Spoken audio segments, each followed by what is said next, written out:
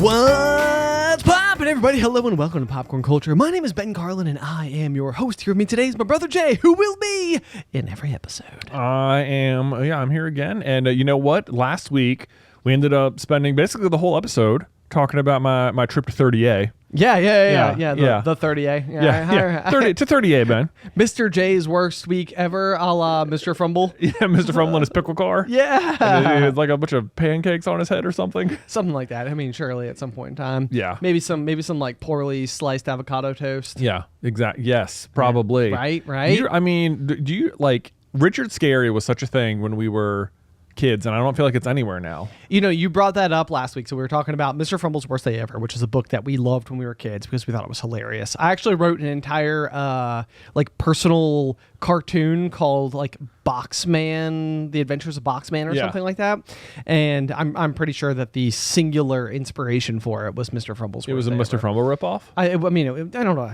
ripoff. Like an homage. An homage, yeah. And exactly. I was inspired by Mr. Frumble. I wrote it in like 4th grade. It was great. Yeah. But anyway, so now that you've had like an hour since we last recorded, to reflect on your week off, how do you feel about it? I mean, I feel really good about it. Yeah. I thought it was great. Like we had our trials and tribulations on the trip, but honestly, like I'm only remembering having fun on it. Like it was, the problems weren't like, they were like hurdles, but they weren't like, oh, this ruined my day. Sure. Kind of thing. And then we came home, because we came home on like Tuesday, we had like a nice little staycation afterwards as well to like just sort of like relax and be at home and like just not have any like worries or anything. Yeah, which is really nice. I mean, I feel like more and more the phrase like I need a vacation from my vacation is coming up, and I mean I get it, because so often, like especially like when we do like our Disney trips, it's like you get down there and it's like it's not even like high octane or anything like that, but you're up early, you have long days, you're walking 20,000 plus steps a day, you're eating a weird diet, you've got your kids who are all sort of like in varying stages of either just like in states of sheer elation or exhausted from the heat, like there's a lot of moving parts that you're kind of like constantly balancing inside of those particular journeys. Yeah, there's like a real like determination to like maximize your time on vacation. Yes, yeah. Like which is probably like born of the like a maybe a lack of maybe not enough, like people don't have enough vacation time. Yeah. So that it's like, oh, well, when I've got it, I got to make sure I'm really using it. And that ends up resulting in like not being super relaxing ultimately. No, I mean, it's very true. Like, like I don't know what the average time off per year is, but like, let's say it's somewhere in the proximity of like 2 to 3 weeks. It's like you have a 52-week year, which means that like 49 weeks, 48 weeks, you're working, and then you get like the free time that's like left. Yeah, you get like the free time that's left. But this was what I would always run into, when I had like my job at the concert venue, was that like a lot of times you might have like 2 or 3 weeks off, but like one of those weeks is Christmas. Like, it's not really like vacation time. Like you have to take that time off. Or else, or maybe you don't, but then you have to go to work like the week after Christmas, and then that typically runs into travel things, and it feels dumb because no one else is there. Yeah. Like no one's getting like if you're at work between December 26th and New Year's, like it's just, you're not like, what are you getting done? If you're in a business that has to like, connect with other offices, like good luck, they're not there, right? Because it's such a common time of year to take off, and you're exactly right. Yeah, like if you're using one of your weeks for the winter holidays and stuff like that, then invariably what you're doing is like it's very like it's spoken for, I guess, is what it comes down to. I'm not here to complain about Christmas. Like, like it is such a fun and joyous day, and it's really so thrilling. Only more fun now that we have kids too. But you're right. Yeah, it's like, I mean, so you have these like singular slices where it's like, okay, we're going now. Like we gotta get this in. So that being said, though, my week off, I spent down in Smith Mountain Lake, Virginia, which is basically like my I guess this is like what would formerly formerly have been like my Vermont trip, Right. and now that like I've got like the boat, that like everything's operational and all that, like it's a little bit easier to just do it from home. And I will say that one of the huge advantages of going on a vacation somewhere that's 45 minutes from my house is that you're not dealing with the insane, like, okay, I had to drive 6 hours or take a flight or, Right. like, I mean, You're worst eliminating travel from the. Yes, yeah. Like, so my brother-in-law Mike was there, and like there was like one day where he literally like went back because he forgot that he scheduled a like a dental cleaning, and so he like left vacation to drive back to town to go to his appointment and then come back again. Wow. So it's like we're close enough that like realistically certain things are just completely doable, and it's not even that big of an inconvenience on everything else. So that's really nice because it also means that like the packing, the traveling, like you're not dealing with like some of the same variables. But this was like one of the weird accolades, I guess, if you'll call it that, for my week, is that I didn't shower. You didn't shower for a whole week? I didn't shower for a week. Wow. Did you like do like a lake bath or anything? Sort of like a lake, like, yeah, like, I mean, you're sort of like rinsing off in the lake. I will say, and I have now read more about this, and I regret to say I actually made a bit of a faux pas, but there is a soap that you and I both are huge fans of called Dr. Bronner's Magic Soap. Yeah. And to the best of my knowledge, I was like, oh, this is like very like eco-friendly soap, and it is like the number one soap that they would recommend you use for like backpacking and camping and like wilderness stuff and all that. But apparently you need soil for it to like break down. So at one point in time I did wash my hair in the lake, and I was like, oh, this is okay because I'm using like the Dr. Bronner's like eco soap and it's all natural and stuff. And it turns out that is just not true. So I felt like I almost had to like come clean on that front, because I was like, I was not supposed to do that apparently, and I may have made a bit of a mess up. So my apologies, I will fix it. But yeah, otherwise that was like my week. So of course I'm at the lake, so I was in and out of the water 3 to 4 times a day. So like I'm being fully exposed, to being rinsed off. Well, like you're being rinsed off, but then you're covered in like lake water and sunscreen and sweat and all that. Yeah. Exactly. Exactly. I don't think I ever became like foul. Hopefully. We ask Alice about that. I know. Yeah, I know. It's so funny. This is like one of those a very long time ago. I think this was back in like 2010. I was still in college, and Dad and I went to an aquarium conference that ended up being like life-changing, because we ended up meeting somebody who like led me to like all of my major aquarium endeavors. But while we were there, we're staying in the hotel room, and I remember we got back to the room at night, and we were watching like the Science of Attraction or something like that, and it was breaking down like all of these like different social experiments and sort of like how we are attracted to other people. And apparently like your natural scent to people who are like a good natural fit for you, it just smells good. And so I think like ever since me and Alice have been together, this is just turns out to be true. So like she it seems like she can't interpret me as smelling badly, which is for the most part a very good thing, because I don't think I'm ever noxious around her, which is ideal. Yeah. But then a lot of times I'm like, Allie, do I smell bad? And she's like, no, I think you smell good. And I'm like, okay, well, you're not the right person to ask. Yeah. But then you can't ask anyone else. Hey, come smell me. Come smell me. No, I'm not doing that. At some point did you like realize like, oh, it's been 3 days and I just haven't showered yet? Now I'm gonna see if I can hang on to the finish line. It's like at some point it's got like a personal challenge. Yeah. It's like maybe at first it was just sort of like, it wasn't convenient for a while, but now I'm seeing how far I can go. And I don't know that I really think about it, because like it's like you wake up and I think that since I've had Addison, this is not even like the first time where this has like largely been true on a trip I went on, but most of the time, any vacation I go on will at some point in time involve a scenario where you get like medium grade dressed up to go somewhere. On a vacation? On a vacation. Yeah. Like whether it's like, okay, like we're all going out to dinner tonight, or like there's like an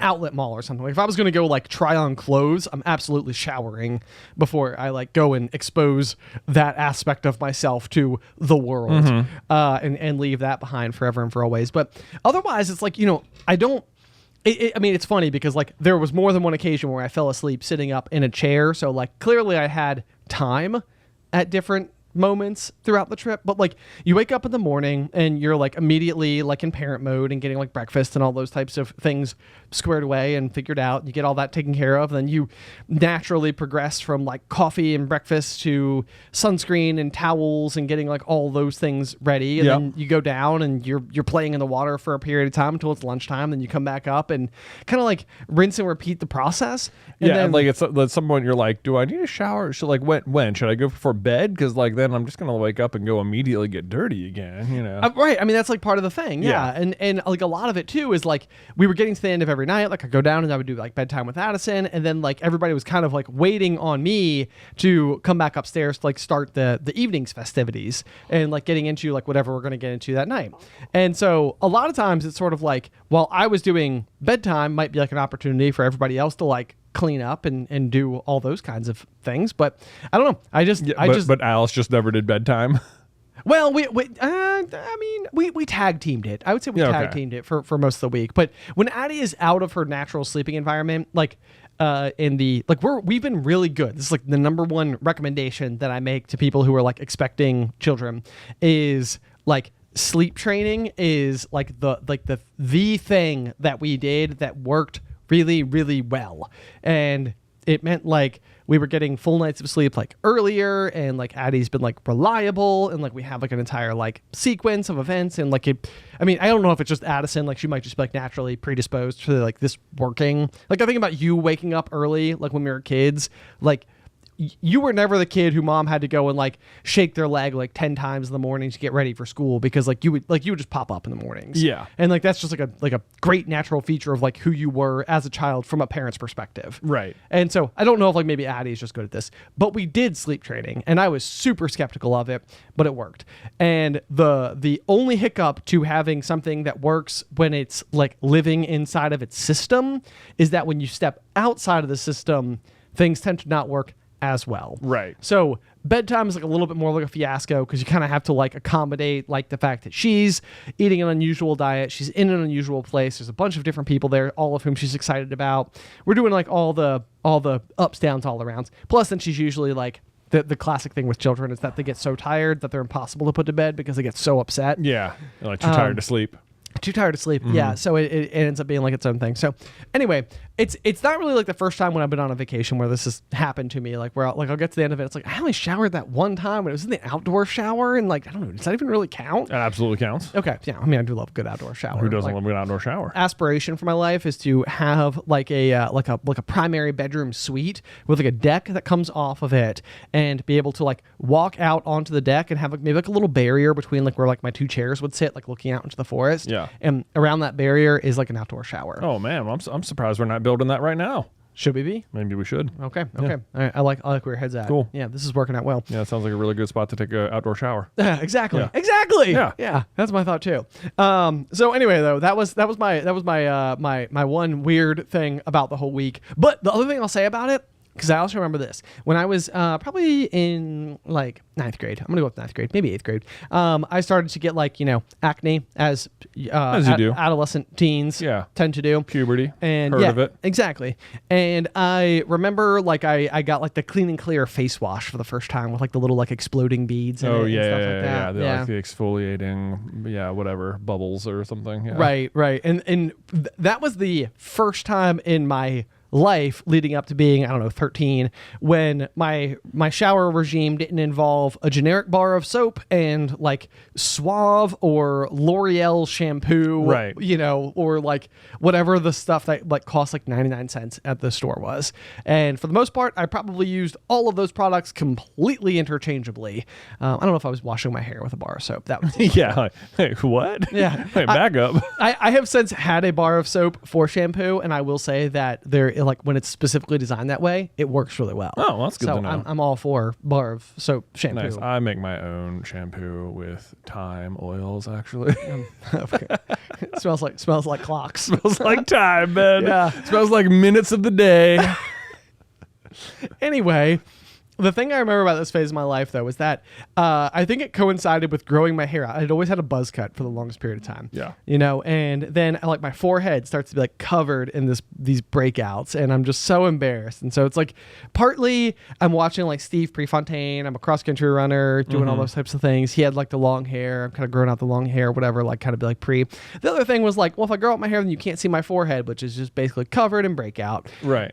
So I got like big on like the washing my face regime. Yeah. And I remember that there ended up being like a canoe camp that I was going to go on. Yeah. I was going to be out on the river for like 4 days, and it was going to be like, I don't have access to any of this type of stuff, and we are not going to be taking showers, and I was like, I'm going to be so gross by the time I get back. Yeah. And I remember I got back and my skin was like flawless. Wow. And I was like, whoa, like if you like let your like, you know, natural oils do what your natural oils are going to do, sometimes there are other benefits. Yeah. In turn, you just, use God's water there in the river. That's it. Exactly. Yeah. Use this. I only bathe in freshwater streams. So. That's right. Yeah. Yeah. I'm sure I smelled bad, but Well, one, your face was clear. One, not to Alice, and two, I didn't have any. Not to Alice. I didn't know her yet, but Yeah. But if I had, well, I mean, your skin looks clear right now. yeah. It usually does these days. So Right, maybe it's right, not, yeah. not the lake water. Where maybe it's just that you're in your 30s.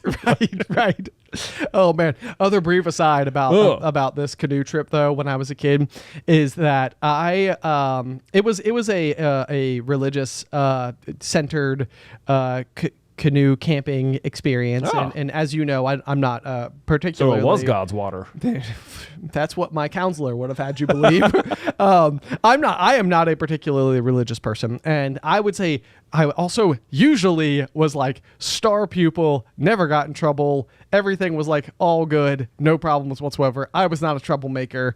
I think on this particular trip, it got established a little bit early that like me and the head counselor guy did not see eye to eye on things. And so I felt like there were like lots of precautions and warnings and probably safety related things that he was really big on. And I was like, I feel like you're overreacting and everything's going to be fine. One of the things notably he didn't want us to do was to jump headfirst off of our canoes into the water because you don't know what's in the river or how deep it is. Sounds pretty reasonable. Yeah. But I remember at one point in time, I was getting really good at like standing on like the actual like bow of the boat. Cause my good buddy at the time, John, was in the back, and Yeah. he would keep everything nice and anchored for me, and I could stand on the front of the boat, and I like went to like swan dive off, and I went like just enough underwater to like make myself go away, and then my two hands caught a rock. Whoa. Like before smashing my face into it. And I mean, it would have been like diving face first into a rock. Yeah. And I remember popping up, and he was so upset with me. He was like, you could not do that. And I was like, it's fine. Look, does anything look fine? It's like I said, but then like You in the see back, this face? Yeah. It's clean. I'm glowing. I'm glowing. My skin is better than it's been in months, dude. Right. If TikTok was a thing right now, I'd be popping off. Dude, I had a similar experience once upon a time at our good friend John's pool. Oh, okay. Yes. Which I won't recommend this to anyone ever. But we had I think we'd had like a libation or so. Okay. Yeah. Sure. Not smart to have some libations and then find the diving board, but I did. Right. This is a cautionary tale. This is why I did it ultimately, so I could tell you not to do it. Exactly. Okay? You ready? Yes, You ready? And I'm sure it's no longer the politically correct term for it, but it was like called like a suicide dive. Yes, where you would jump and you would basically like just go. You do a dive, but rather than putting your hands above your head, you put them on your sides, and so you're just going like face first into the water, Right. Or forehead first, probably. And I remember thinking that was like a fun thing to do in like the deep end or whatever. But at John's pool, there was a deep end, but like it was pretty short if you didn't go straight down. There was like a big ramp, and I launched. I was moving. I could jump. I mean, I don't want to brag, but I got some serious ups. I got some serious air on this particular dive, and I hit the water face first. And I mean, I think I brought my hands up, and like I swear, like my whole body came to a dead halt from full speed, like 2 inches from the ground, from like the hill that leads you to the deep end. Oh, and like to this day, I'm like, I have no idea how I stopped myself from moving.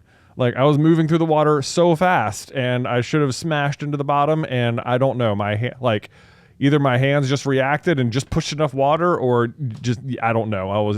I think about it to this day, and I'm like, that was really dumb. That's exactly why you shouldn't do that kind of dive, and so don't do it. I have had an idea for like a kind of like a dark comedy style film called 9 Lives. Oh. And the idea behind 9 Lives is that you have 9 of them. Obviously, like a cat. Like a cat, yeah. So maybe like all the characters' names will be like Calico. Oh, and, yeah, and like Buttercup. Right, yeah. Tom. Tom, yeah. And main character's just Tom. Yeah. But the idea, because you and I have talked about some of these like weird instances in our life before, like where like I famously had like the like backflip into the ravine where I like over rotated and landed on my back from 50 feet. And like a lot of times I look back on that and I'm like, I don't know how I came out the other side on that situation. Like it was the single dumbest thing I've ever done. And right. It's like when people talk about like when you're like young and feel invincible, it's like I can go back to that moment and remember in my head being like, what could happen? Like, I'll be fine, and it was sort of like, you're afraid of doing the jump. I understand that. I can remember being afraid of doing the jump, but you will be fine. All you have to do is just let your feet leave the rock. And then I did, and it turned out real bad. And so the idea though would be that like throughout the course of this series of events, you'd be like witnessing this like group of teens effectively doing the shenanigans that we got up to as kids, but you'd be witnessing like a little like scrape kind of like coming across like the screen, like doing tally marks right each time one of like the instances happened. Right. And the idea is that once you've reached the 9th one, then that's the one that like goes awry. Oh, okay. So like if that one happens, then it's like fate, whatever you want to call it, will intervene 9 times. Right. But after the 9th time, it's like that's like when it's like it doesn't. Right. But probably that'd be an interesting movie, because then like probably by the time you've had like 4 or 5 of these situations in your life, you just become as life is, you just become a naturally way more cautious person. Precisely. So like a lot of people like in their youth would expend 5 of these. One way or another, right? And without ever really like realizing it, because like there was another one that I always remember where, again at a diving board, I was trying to do what's called an inward dive, which is like a really weird maneuver because you stand on the end of the diving board as if you're going to do like a backflip, but instead of jumping away from the board going backwards, you jump like you jump out and then you actually like lean towards the board and then you dive like going in the opposite direction. Can you follow? Yeah, I know what you mean. Yeah. And I think the first time I ever tried it, the huge fear of doing an inward is that you're not going to jump out far enough and your face is going to hit the board. Hit the end of the board. So like, I have like another one of these memories where it was sort of like I jumped out and it was like somehow I didn't hit the board, but I'm pretty sure I hit the board. Right, yeah. It's like I obviously didn't, and maybe that's like one of those where it's like even things that feel close aren't as close as they seem. But it was too close for comfort. Yeah. But yeah, so that would have been like one of my there like would have been like a black screen that would like fill like whatever, and you would see like a white like pencil mark just go like, right. Oh, that's a good one. Yeah.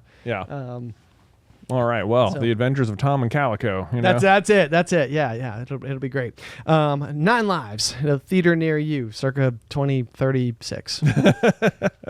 They won't have theaters then.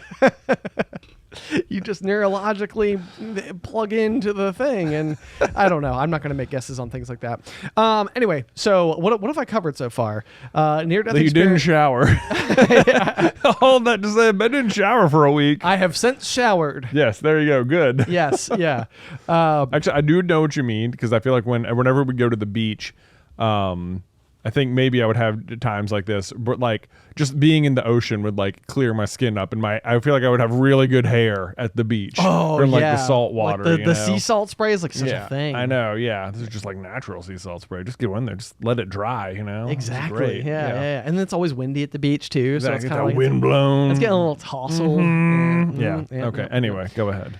Okay, so anyway, yeah, so I didn't shower for a week, got that taken care of. One of the things that I talked about on the pop in recent weeks was bringing a project to work on my truck, because apparently all the time that I wasn't going to use showering, I totally could have used to make a modification, like install new truck speakers. So you brought a Grandpa Jack project with you on the trip? On purpose. On purpose. On purpose, Wow. yeah. And, it was really funny because I was thinking about this too. But, like, when we go on tour through the Griffin tour, Yeah. there is like a kind of magic that I experience, and it's really strange, but I think what's happening to me while I'm out there is it's like, because we're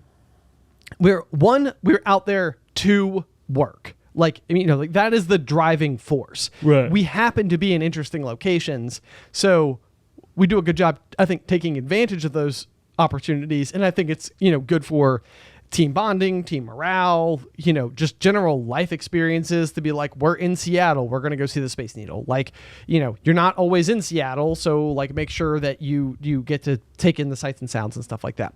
But I think when I'm on like regular vacation, I sometimes have a really hard time embracing these things, because I almost feel like I am like guilty for not having been like more productive. So when we're on tour, I'm able to like really fully appreciate everything we're doing, because I'm like, I earned the ability, because like we did a show last night, I earned the ability to enjoy this breakfast sandwich this morning at this like cool place or whatever. Right. And like sometimes I struggle with that on vacation. So, okay. So Interesting. like sometimes I actually feel like it would be like good for me, like if it was our lake house, to like wake up, do breakfast, do that whole thing, and then like go mow the lawn and then go jump in the lake. And it would be like, okay, like I did something, I earned this trip to the lake. I earned the trip to, like all the work you do here at the office doesn't feel like it translates to like you earning any of the things just for being on vacation. For some reason, no. Yeah. It's like I almost need like doing things that are required for the baseline expectation of living my life are exactly that. Like I have to do those things. Those things must be done. So then it's like, it's even interesting, because I think like sometimes like home projects, like if I'm building something, it could be extremely fulfilling because I have exceeded the baseline minimum. Mm-hmm. But mowing my own lawn at home, that's required. I have to do that. That's just a chore. Yeah. It's like I don't get to the end of the day and I'm like, oh yeah, I mowed the lawn today. It's like I'm like, well, I had to mow the lawn today, so I got that done. Right. Check. Yeah. Got to not shower after that too. Yeah. That's when you need it. But when you grow in the garden, like no one's making you do that. Also true. Yeah. So then it's like now you're going above and beyond. You're interacting with the land. Exactly. Yeah. But I wonder then if you're like a farmer and it's like your entire livelihood is making sure these things grow. It's livelihood. It's probably very stressful. Did I have a little twang? Yeah, a little twang there on farmer and livelihood. I have yet another tangent to go off on them. Good. So another thing that I think is really funny right now is that when we were kids growing up, we grew up in like quite a rural town. Yeah. Like it wouldn't surprise me if many of our fellow classmates' parents had tractors. And so we had, growing up, really like southern twangy accents. Fact. And that was interesting because both of our parents were from up north. So like we were not getting our southern accents from them. Like it wasn't coming from like... Oh, it was coming from the community. The community, yeah, exactly. The people around you. And so one of the things I think is very funny right now is that Addison has like certain words that when she says them, total southern twang. Very twangy. Very twangy. That's so funny. She's got this like a little like southern like something to her that it's like, it is just, I'm like, it's so wild because no one at home speaks that way. Yeah. I know most of her teachers, they don't really speak that way, but like someone in her life, must be. And it's like I wonder like how like infectious, in a good way, accents can be to impressionable young kids, or if the reason that accents exist is almost because it's like the same reason like word like ma and pa or dad or mom are like oftentimes, despite languages being different, end up being very similar sounding things like across many languages. Yeah. Because they're like very easy words for young children to say. So like I almost wonder if like a more what's a good way to describe this? Like the more secluded you are from the rest of the world, the more likely you are to speak in these accents. Like if it's like easy for kids to pick them up because it's almost more of like a natural way we'd speak, and the more refined our voices get is almost like that. No, because like adults can pick up accents too. Oh, can they? Absolutely. Yeah. Huh. Yeah. I guess I don't really think of adults picking up accents. I think of adults as losing accents. Well, I mean, I think that happens too. Okay. But I think you can pick them up if you're an adult. Like, I think when our parents moved down here, and then they would go back up north, all of them would be like, "Oh, you guys sound more southern." You said y'all. You said y'all. Oh. Y'all is the better word. Y'all is a better word. Honestly, that would be like where I would like plant my stake. Where I'm like, it's a far more inclusive word. Like, yeah. It's like, I do it all the time too. Like when we're like a lot of times I will like intro into something. I'm like, guys, and it's like, no, y'all, and it's like y'all's better. Y'all's better. Because it's like that encompasses everyone. Encompasses everybody. Yeah. Let's use that. Man, I was thinking. Speaking of our upbringing down in the country, yeah, as it were, down in Franklin County, I was thinking about this morning. That like that house that we grew up in there is still the longest I've lived anywhere. No, isn't that weird? Is it? Because we moved in 2001. 2001. So 88 to 2001, that's 13 years. Okay. Right? Yep. And then, our parents have lived at the house we moved to ever since then, but I continued to live there from 2001 to 2006. Okay. Right? Before I went to college. And then God, you barely lived. I know. It was like, this was like, so it felt like so many memories happened in those 5 years. They were like a very rich 5 years. Yes. Yeah. And then, I'd come home for like Christmas and stuff and summers still. Right. For sure. But like, even if you add those up, you're not going to get to 13. Okay. And then it was like, a year in the dorms, a year at Windsor Hills, 2 years on Janney Lane. And then I suppose I moved back in to that house for like 2 more years. 1.5 after that. Okay, until I graduated. Until you graduated in 2012. And then we lived in Salem I lived in Salem with you for 3 years. So you bought I bought my first house with Beth, and that was until 2019 when we moved to the house I'm at now, which is only 4 years. And I've been at that house since then, so that's only 6 years. So, whoa. So it is like not it's a plurality is what it is. The largest chunk of the pie is still at that house. Wow. Just so weird to think about. Well, it is very interesting. It's very interesting. And in fact, actually, while we were going down to the lake, one of the things that we were going to do was go do an outing because brother-in-law Mike is like a big food person. He's like a chef, and he had a former professor when he went to culinary school who opened a restaurant in Rocky Mount, where we grew up in Franklin County, and he sent me the address. And I was wanting to see like how far it was from like our lake house to see like how feasible this was going to be. And then when I saw the address, I was like, I recognize that street name, and I was like, I think this is like a quarter mile from where we grew up. And if you opened a restaurant in Rocky Mount, it has to be a quarter mile from where we grew up. Well, that's exactly it. I punched it in. I punched it in exactly 0.3 of a mile. Yeah, I'm not surprised. There's one street, and that street was like, 0.3 of a mile. Remember where Edghill Hardware was? Yes, I do. Right across the way from there. Oh, so where the Daily Grind was, where the Peoples was. The Peoples, yeah, of course. All those places. All the places. I remember the place. Good times. Anyway, you kept walking past that, you get to the Methodist Church. That's right. Yeah. Wait, that's what the Boy Scouts were. Yes. Yeah. And Mary Elizabeth Park. Yes. We go play roller hockey. That was the other way. That was down the right. But there, yeah. They backed up into each other. Right. Yeah, you're right. They did. Yeah. Do you remember when we were down there playing roller hockey one day and you swiped down on Tyler's hockey stick and broke it in half? I sure do. Oh man, good times. Good times. I feel like roller hockey had this like weird moment in the 90s where it like was determined to be like more of a sport, because in small town like Virginia, like proper small town. I would still describe where we live in Roanoke as pretty small town. And this was like tiny compared to Roanoke.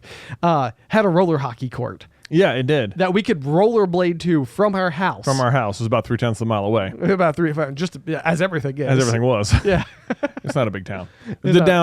Sorry, that's not true. There's plenty of people who live there. The downtown area is very small. Yes, exactly. So anyway, I don't know where I was going with this other than now I'm just literally tangenting through memories. Roller hockey, a sport. Yeah, it did seem determined to be a sport. Yes, and it was a sport that I was like, it was like the only thing I ever did until finding rock climbing, where I was like inordinately good at it. Right. Yeah. Yeah, I wonder if like Luke had a friend over this past weekend, and like she couldn't come over until 2 because she had ice skating practice in the morning. I was like, I wonder if just like ice skating became way more feasible in the warm weather months, and ice hockey's just so much more of a thing. Yeah. That it just like was like, well, but ice hockey. So. But ice hockey. Yeah. It makes a lot of sense. It makes a lot of sense.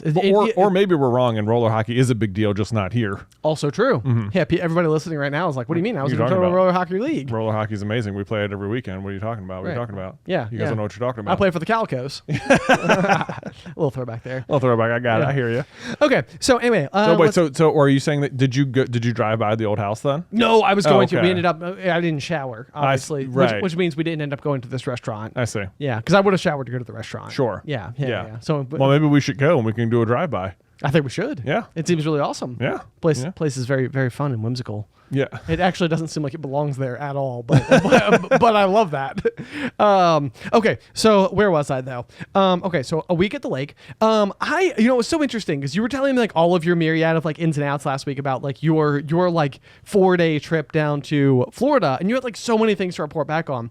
And people keep asking me, they're like, how was your vacation? I'm like, it was so good. End of sentence. End of sentence. Like we had like good weather. We woke up every morning. We had a good breakfast. We went swimming. We came in. We had lunch. We went swimming some more. We came in. We had dinner. We hung out and did drinks and games and dancing and stuff at night. Like, it was sort of like a rinse and repeat day after day. Right. Just like each day kind of like blended neatly into the others. And, it was extremely fun. Like I had such a great time, but I'm like, I keep trying to think like, okay, let me tell you the story about the thing we did. And I'm like, what did we do? Ben's like, I'll tell you what we didn't do. Shower. Not even once. Actually, the other thing I should probably bring up about this is that I rented this home, and it was like an A-frame style home, which I personally have a total fondness for. I agree. A-frame, yeah, very cool. Yes, big fan of an A-frame. And the house itself was super eclectic. Like there was this like set of stairs, like you got like the living room, and there's like a set of stairs that would go up, and these things were like the stairs were like 4 inches long. So it was like this it was almost a ladder going up to like a loft kind of area. Like at the Cheap Mountain Club. No. The place Ben hates, apparently. I hate that place. I'm so confused by that still. I wouldn't shower there if they asked me to. They probably wouldn't. They probably wouldn't. This is a giant wooden cabin in the woods. Yeah.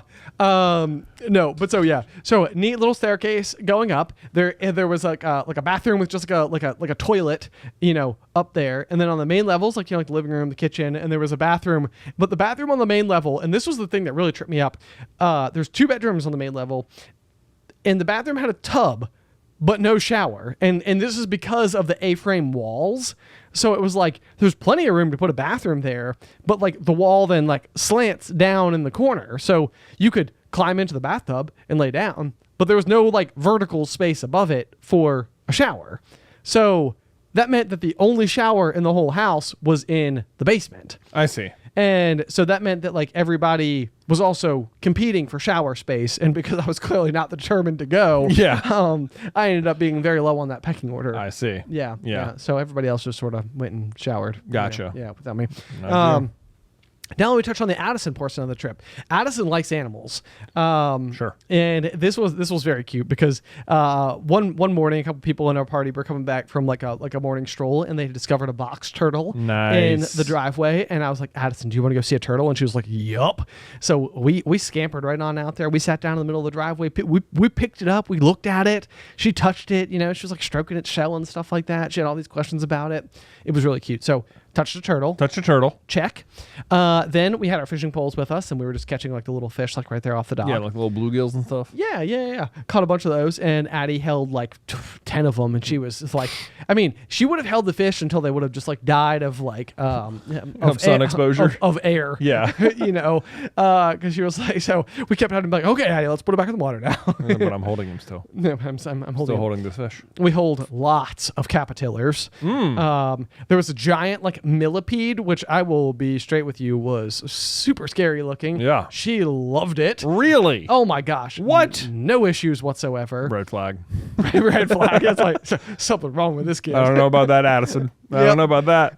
Yep. Something seems strange there. And then one of the other big ones is that like your kids, like we go out on the boat, and your kids are really good about like jumping off the back of the boat, and they love like, you know, climbing back up the ladder and then jumping off the back of the boat again, like rinse and repeat. Yeah. And like last summer, I was like, man, like Addison, she's not really wanting to do this. And it didn't occur to me until this summer, but I was like, last summer she was only 2. It's like I couldn't have really expected her to like be jumping off the back of the boat when she's like 2. When she's 2? Like that's like very small. Right. And so like this summer it's been kind of like, okay, like now we're 3. Now we'll see how it goes. And sure enough, she's still kind of afraid, but like I think like the whole week she was like working up to like jumping off the side of the dock. Yeah. But like most of the time she would like stand up there and she'd be like, all right, I'm gonna jump. 1, 2. You're going to catch me, right? Yeah. You know, she would like keep cutting herself off from like the countdown. We went through the same thing over and over again. Eventually, she jumped in. Nice. She did the plunge. Amazing. I know. I was so proud of her. I was Excellent. so proud of her. Yep. So ring the bell. That was great. I don't know why I said that. That's not really a phrase that you say. Ring the bell. Apparently we do now. Okay. Other things that ended up. Oh, I didn't end up doing the truck project. Did I ever mention that? No, you said you brought a Grandpa Jack project. Yes. So I brought this is like a weird thing as well. I have my truck and I've had it since 2017 and I really like it. And when I got it, it had like all these like chrome features about it. And I think that like when it was on the lot, I was like, oh yeah, chrome's cool, right? But apparently, like as time's gone on, it's like when you're like on all the forums and stuff like that, people are like, here's how you can de-chromify your truck, and chrome's not cool. Well, apparently, like, you know, you're trying to like these people are trying to like get rid of all the chrome. Chrome's out. Chrome's out. Got it. Since 2017. So I have like the badges, you know, that say like Tundra on the side, like that's the kind of truck that I have. Yeah. And they're chrome, and so I had ordered these like they're like black covers that like are literally the exact same shape, but you like place them over top of it and that like blacks out all the emblems on your truck. And this is like a very small project. It like wouldn't take more than, you know, just a few minutes to. Yeah, it seems like you just like snap them on kind of. Yeah, but like you need to like really like wash it, you know, so you get like all the dirt off, so you get, like good adhesion, and then you're supposed to use like a hair dryer to like really like heat up. Oh, okay, so it's not like it doesn't like clip on. It's like a sticker kind of situation. It's kind of like a really really strong sticker, like in the same way that like the emblems are not held on with screws, they're just stickers. And how often has your emblem on your vehicle ever fallen off? Just never. Well, except for the JEP. Except for the JEP, you're right. But that predated us. That did predate us, and I don't think that was a sticker. A sticker. There was like a little like clip-on thing on the back, I think. You're right. Yeah. We tried to replace it at one point in time. We got the wrong size. The wrong size. It was just the JEP. Just the JEP indeed. So anyway, I didn't end up having time to do that. So when I got home, I did it yesterday instead, which is why I was late coming over to your house. Well, that's okay. Yeah. But now the truck looks even one step cooler, and I have like 2 pieces of chrome left on the whole vehicle that need to be replaced. So I gotta dechromify my car. I know we're gonna have to go out and look at it and figure out where there's chrome, and then figure out like what modifications the world has come up with to make it not be chrome. I think we need door handles. Oh yeah, that's kind of a cool one. That is kind of a cool one. Yeah. New door handles. And then I think we need wheels too. You have chrome wheels, don't you? Yeah. I did not think about that. Yeah. Blacked out wheels on your car would look very It cool. absolutely would. Here's like my personal. I actually just replaced the wheels and made them bronze instead. But my favorite kind of car is white vehicle, black wheels. Yeah, that's what mine would end up being then. I think that would be. And then I think that Chevy makes it like the wheels that come black. There's like that like red stripe on the inside. Yeah. That's very cool. So I want all. Yeah, that's basically now that you're saying it like this, that's more or less what I'm aiming for, is getting rid of all the silver parts and replacing it with black parts. Yes. But then also having like red like highlights, accents. Yeah, red accents. Red is a great accent for vehicles. Yes. Yeah, I totally agree.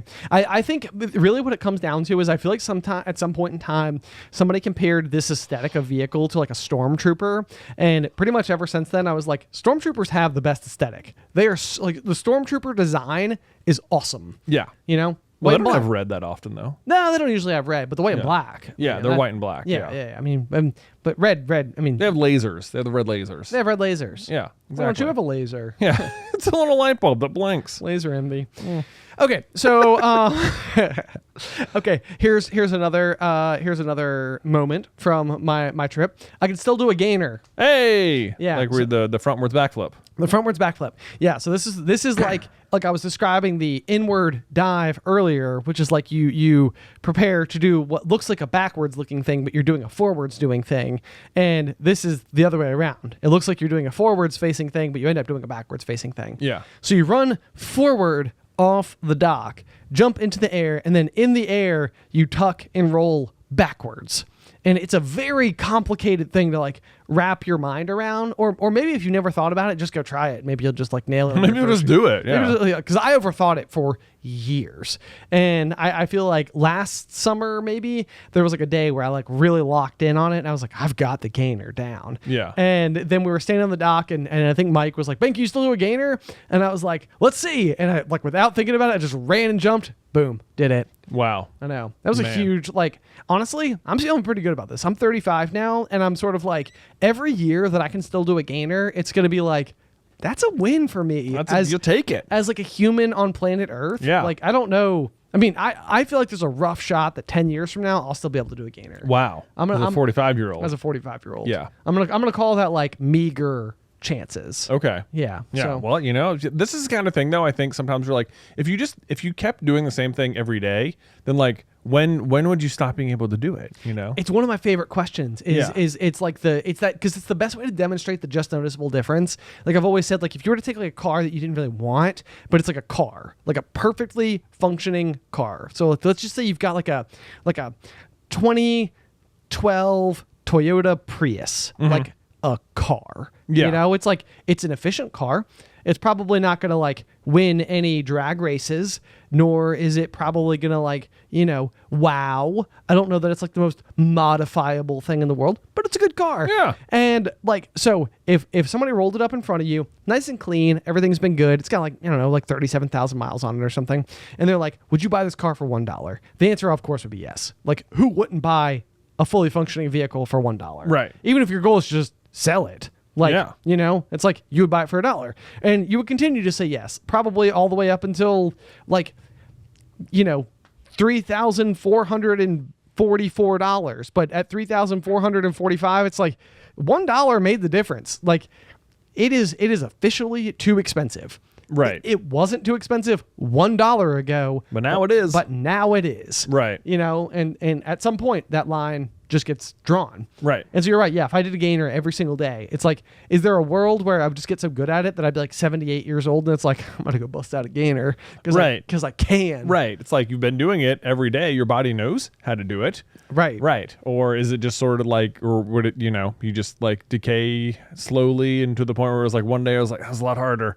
Or eventually you just like pulled something or, whatever. Well, what it reminds me of is that trend that I feel like was going around a little bit where like it's like like my spouse and I realized we never have seen each other run at full speed. Yeah. And it's like, it's such a true thing. Like, as a full grown adult, how often are you sprinting? It's like, unless you play some type of like rec league sport. Right. Where there's like a specific reason to, it's like, as adults, for the most part, we don't have reasons to run as fast as we are capable of running. Right. And so it's kind of like, it can be this like very funny thing, but it's also like, it's a very fascinating, like setup. Like you think about preparing yourself for the future. And I think in recent episodes of the Pop, I've talked a little bit about like saving for retirement and stuff like that, like making decisions now that will like prepare you for then.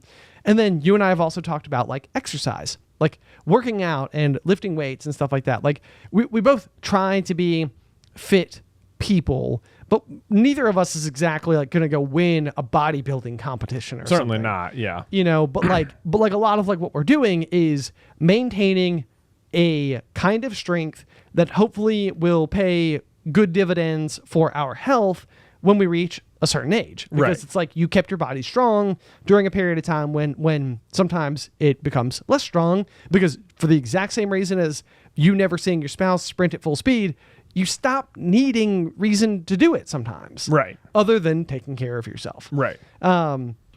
So to me, it's interesting, like with the gainer, because like, you know, I would aspire to own like a lake house one day. And like, it would be so fun if I was like 65 and somehow some of these like abilities were just like still in me. Right. Yeah. You know, it's like, haha. Yeah. Like wakes up every morning, walks out into his diving board and just like backflips into the lake. Exactly. Yeah. Because then like all my other fellow 65-year-old friends would come over and they'd be like, whoa. How'd you do that? It's like, you're still going. Still going. And I'm like, yes. That's right. Legacy. That's right. Yeah. It makes you wonder though, like, you know, if like on that note, like if in a world where you had like no like job or like other responsibilities, if like all you had to do each day was just like work on your like longevity, so to speak. Yeah. You know, like how far could you push it?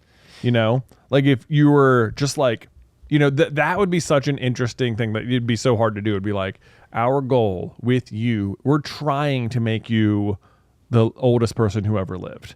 And our way of doing that is by having extreme dedication every day of your life to being healthy. So it wouldn't have to be like, you know, extreme fitness. It would just be like what is the best really good maintenance you can do every day? Like lots of stretching and walking and healthy foods and stuff like that. Yeah, I was gonna say probably like like some yoga, stretching, Mediterranean diet, right. like those beats. And it's a very interesting question too, because like there are certain individuals who we as society can like zero in on and be like, you are uniquely capable of doing something that nobody else in the world can do.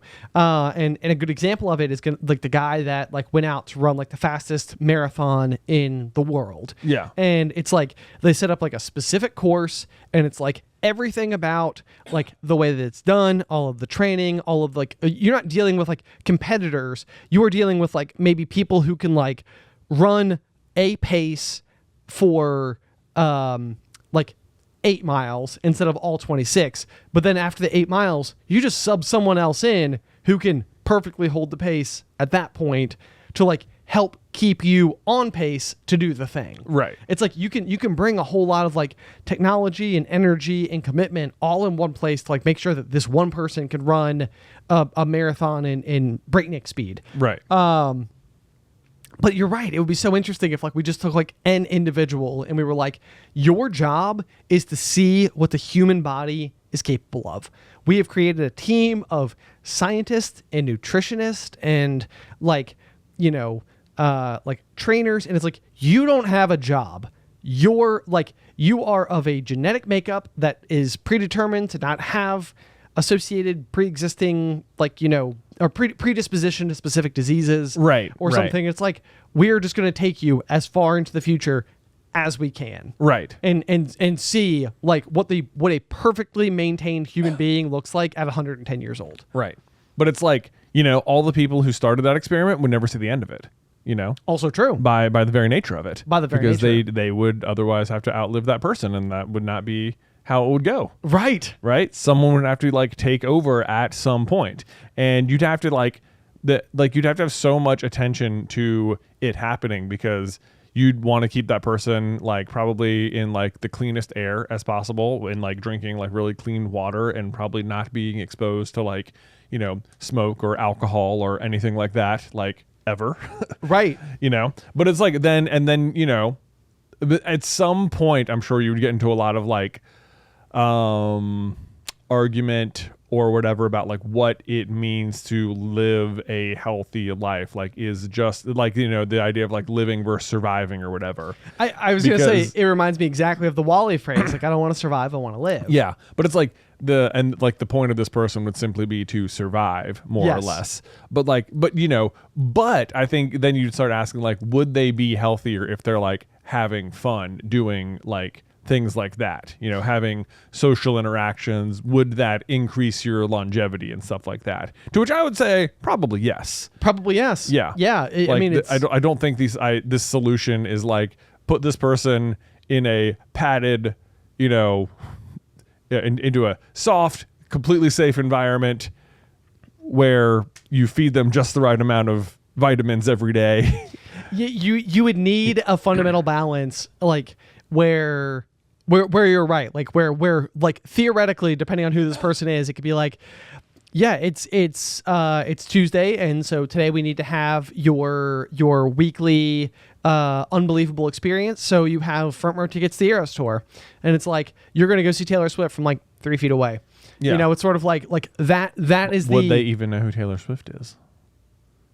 Well, I mean, that's what I'm saying is like I think that you would be exposed enough to the world, and because you would have to have excitement. You'd have to have excitement, right? Yeah, but like, you'd want to like lead a mostly like stress-free life. You would need to lead a mostly stress-free life, yeah, which would be like very interesting because which means you wouldn't be like exposed to like some sort of like public following or something.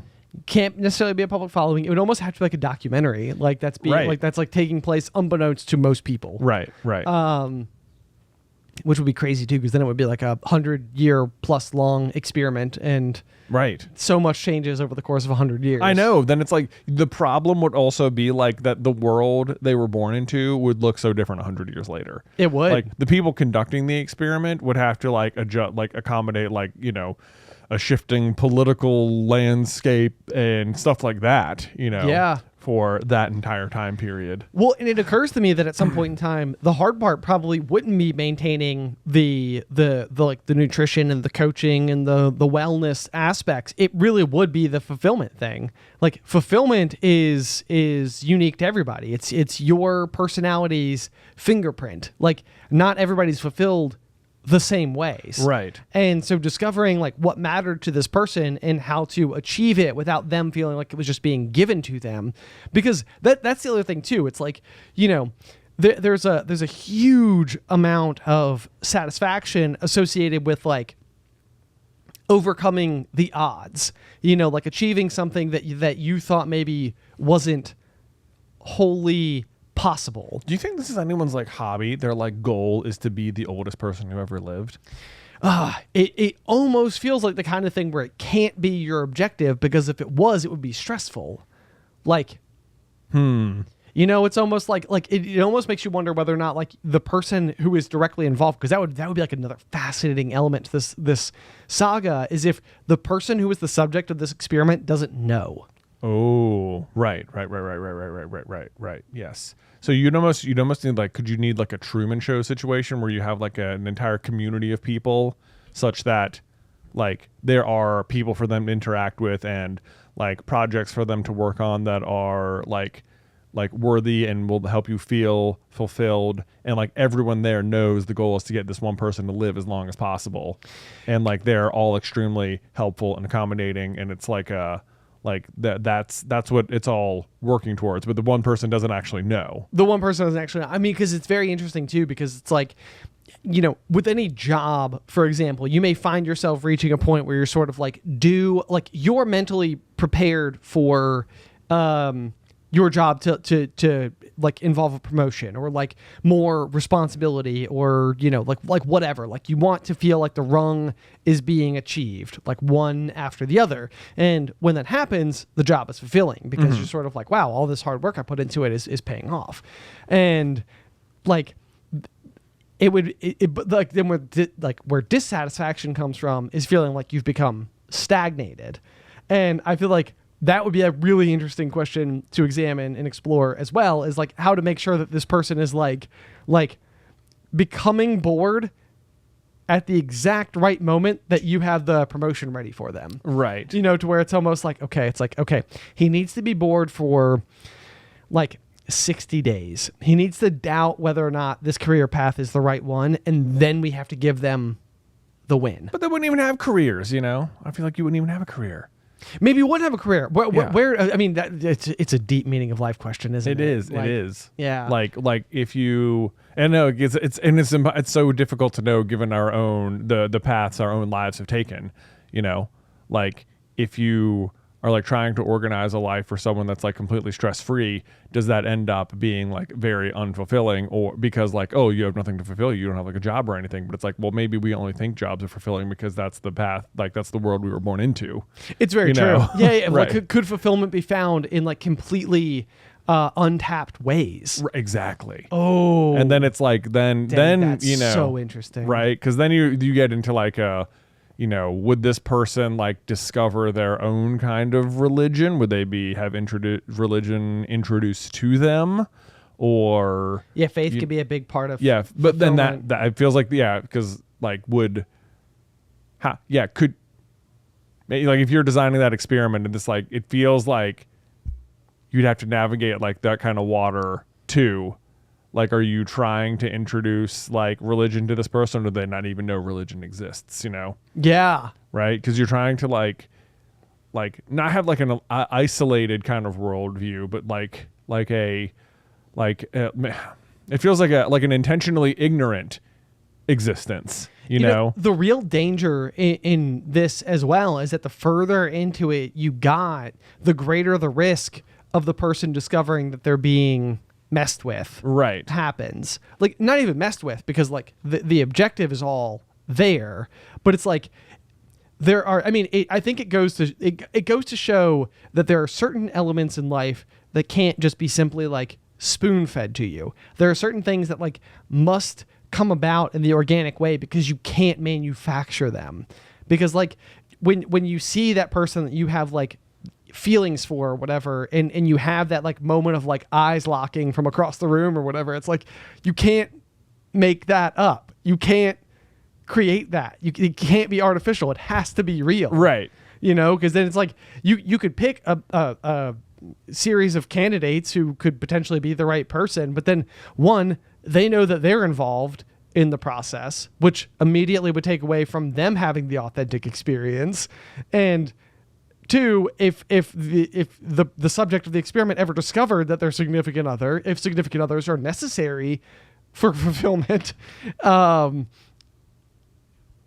if they ever discovered that they were in on a ploy, that would be heartbreaking. Right. It can't be real. Can't be real. Can't be real. This is all becoming a very Truman Show. Which, by the way, do you know where the Truman Show was shot?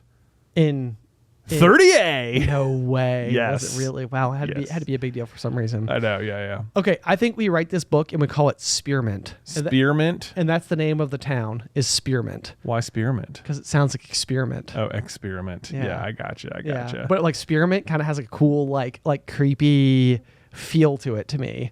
Like it feels, doesn't have like a refreshing feel to you. Well, it does have a bit of a refreshing Yeah. feel, but I feel like that feels like part of the longevity. Right. aspect. It feels like it's like this like Garden of Eden-y kind of like flavor. Right. Yeah. Like it can feel both inviting and refreshing, but it also kind of has like a dark, undertone. But the dark undertone is not really by anybody for any reason other than attempting to figure out what the human body is capable of. Right. Yes. But someone's whole life, the objective of it is to make it as good as possible, and yet they are the victim of the situation. Right.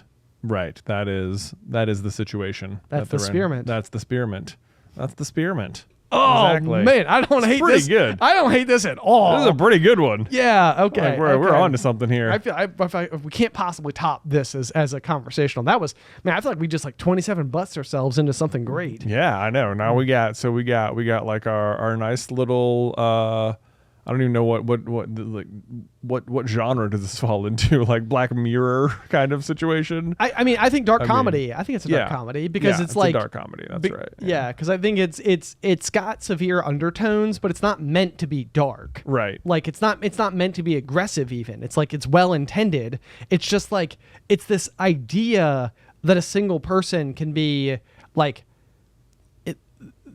like their life like, I mean, on some level you probably you ram right into the wall of free will, You know, I mean, like this is it's like that. That's the situation. It's like, did they have free will?